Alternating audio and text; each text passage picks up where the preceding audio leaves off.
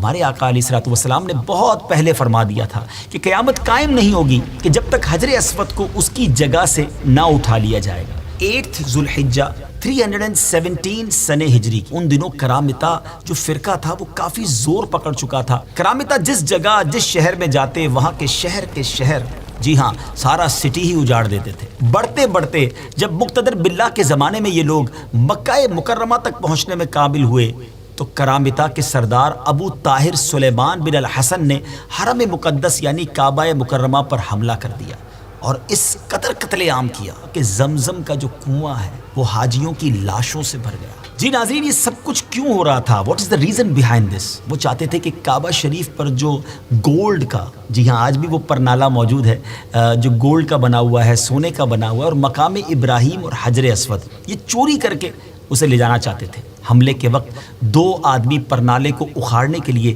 جب کعبہ شریف پر چڑھے مگر اسی وقت سر کے بل زمین پر گر کر جہنم واصل ہو گئے۔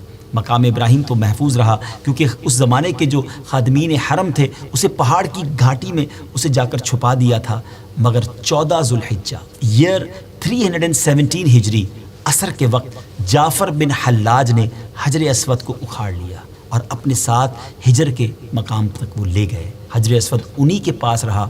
ان سے بار بار اسلامی حکومتوں نے، جو زمانے کے لوگ تھے، انہوں نے مطالبہ کیا کہ اسے واپس دیا جائے۔ 50,000 سرخ دیناروں کی پیشکش بھی کی گئی مگر کوئی راہ نہیں نکلتی تھی۔ پھر فاطمیوں کی مداخلت کرنے سے یہ واپسی کا مطالبہ زور پکڑ گیا اور عبداللہ المہدی نے بھی ابو طاہر کو پیغام بھیجا کہ اگر حجر اسود واپس نہ کرو گے تو پھر جنگ کے لیے تیار ہو جاؤ۔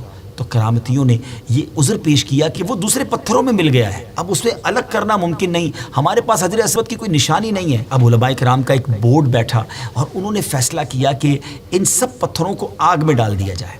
جو پتھر حجر اسود ہوگا وہ آگ میں جلے گا نہیں، پھٹے گا نہیں۔ اس طرح اس مقدس پتھر کی برتری اور مقبولیت کا لوہا منوا کر اسے 22 سال کے طویل عرصے کے بعد 10 ذو الحجہ ایئر 339 سنہ ہجری کو اسے واپس لایا گیا اور پھر کعبہ مشرفہ میں ایگزیکٹلی اسی مقام پر اس کی زینت بنایا گیا۔